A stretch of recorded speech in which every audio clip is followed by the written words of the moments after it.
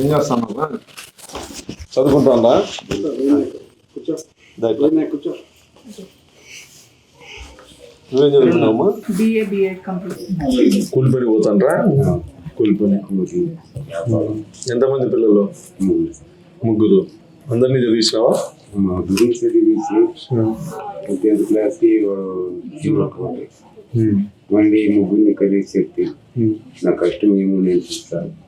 రేపు పొద్దున్న ఎవరికైనా జాబ్ వస్తే మళ్ళీ మీరు బాధపడతారు. ఏదన్నా నా కష్టం ఇంతనా అని చదువుకోండి. పోను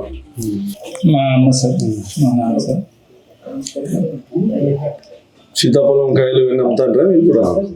సీతాఫలం కాయలు, జామకాయలు, మళ్ళీ వచ్చేసి నేడుకాయలు.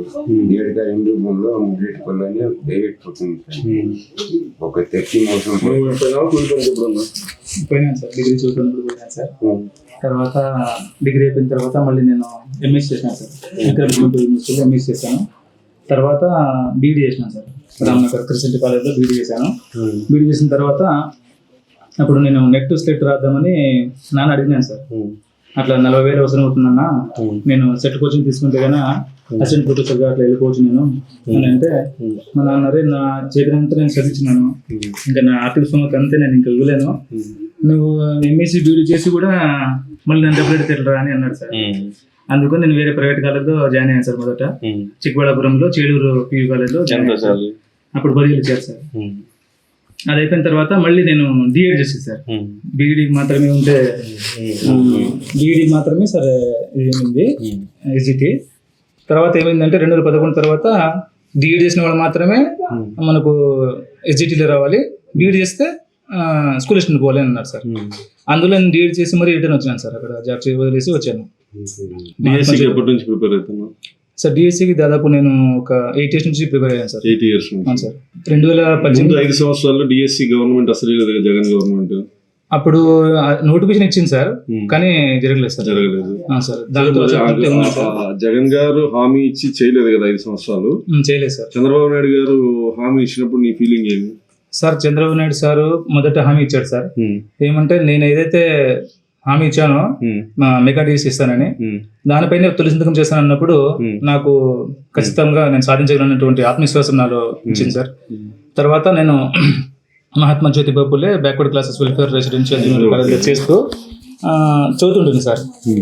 అదే టైంలో మీరు కోచింగ్ సెంటర్ పెట్టడము, ఆ కోచింగ్ సెంటర్లో ఇచ్చినటువంటి మెటీరియల్ సార్ నాకు చాలా బాగా ఉపయోగపడింది సార్. ఆ మెటీరియల్ ఇప్పుడు కూడా సార్ నా భార్య కూడా చదువుతాను సార్. ఈరోజు టెట్లు కూడా అదే. ఇదంతా లోకేష్ గారు విద్యాశాఖ మంత్రిగా ఉండి ఎమ్మెల్యేలు కోచింగ్ సెంటర్స్ పెట్టండి అని చెప్పి. అదే సార్ సార్ మా విషయం నా వరకు సార్, ఇంతకుముందు చాలా మంది ఎమ్మెల్యేలు చూసినప్పటికీ మీరు సార్ ఇలాంటి కోచింగ్ సెంటర్ పెట్టి సార్ మాకు కోచింగ్ ఇవ్వడానికి ఇది లేదు సార్, స్తోమత లేదు, ఆర్థిక స్తోమత లేదు సార్. ఇలాంటి మారుమూల ప్రాంతంలో మీరు చాలా థ్యాంక్స్ సార్. ఇప్పుడు డిఎస్సి మొదటి సంతకం చంద్రబాబు నాయుడు గారు సంతకం చేసినారు. చేసిన తర్వాత దాదాపు ఎన్ని కేసులు వేసినారు? అన్ని కేసులు వేసినారు కదా? నాకు తెలిసి 150 కేసులు వేసినారు కదా. మరి అప్పుడు మీకేమనిపించింది? లోకేష్ గారు ఎదుర్కొంటారు సార్. లోకేష్ సార్ గారు ప్రతిదీ ఇంతకుముందు సార్ అన్ని గమనించి ఇలాంటి కేసులు వేయచ్చనే ఉద్దేశంతో వాళ్ళు అన్నిటినీ కూడా సాల్వ్ చేసి చాలా తక్కువ కాలంలోనే ఫిల్ చేసినారు సార్. అది నాకు చాలా సంతోషం ఇచ్చింది సార్. 2018లో నేను అరమాకులు మిస్ అయ్యాను సార్ టీజీటీ ఉద్యోగం 2018లో. అప్పుడు కూడా టీడీపీ గవర్నమెంట్ ఉంది సార్. మళ్ళీ చంద్రబాబు నాయుడు సార్ ఎప్పుడైతే ఖచ్చితంగా ఇస్తాను నోటిఫికేషన్ అన్నప్పుడు స్ట్రాంగ్ ఎఫెక్ట్స్ కూర్చున్నాను సార్. అది అక్కడ పని చేస్తూ, అక్కడ పని చేయకపోతే నాకు గడవదు సార్ అలాంటి పరిస్థితి. అందువల్ల అక్కడ చదువుకుంటూ ఒక పక్క జాబ్ చేసుకున్నాను సార్. ఇప్పుడు మీరు ఇంత కష్టపడి కూలి పని చేసుకొని కష్టపడి చదివి ఉద్యోగం తెచ్చుకున్నావు. ఇప్పుడు అవకతవకలు జరిగినాయి, మీరు డబ్బులు ఇచ్చి లక్షల డబ్బులు ఇచ్చి కొనుగోలు చేసినారు ఉద్యోగం అని చెప్పి చెప్తా ఉన్నారు వైసీపీ వాళ్ళు. ఏం చెప్తావు?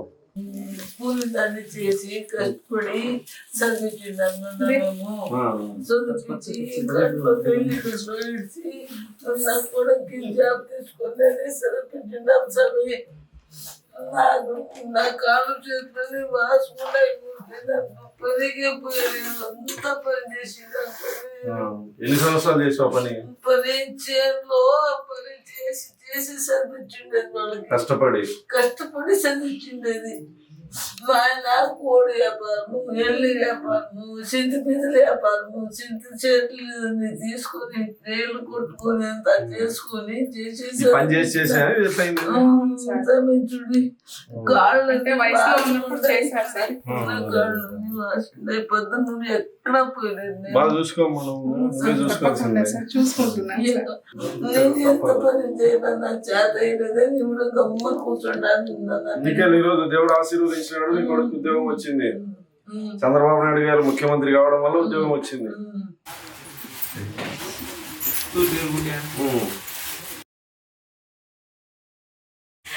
బాగా చదువుకో, నువ్వే హీరో.